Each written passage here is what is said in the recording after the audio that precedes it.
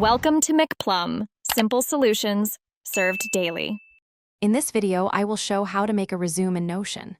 First, open Notion and create a new page. Title it clearly, perhaps My Professional Resume. Next, select an empty page or a simple template to begin. We'll focus on a clean, professional layout to ensure your information is easily digestible for recruiters. This initial setup is crucial for a strong foundation. Now, let's structure your resume.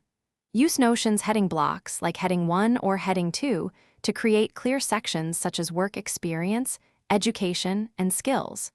For each job or project, consider using toggle lists. This allows you to present a concise overview while keeping detailed bullet points accessible, making your resume both clean and comprehensive. Time to fill in the details. For work experience, include company names, your role, and dates. Use bullet points to describe your responsibilities and achievements, focusing on quantifiable results whenever possible. For example, increase sales by 15%. Similarly, add your education, degrees, and any relevant certifications. Bold important keywords or metrics to make them stand out. Finally, let's talk about sharing your Notion resume. You can share it as a public web page, providing a clean, interactive link to potential employers. Alternatively, export your Notion page as a PDF.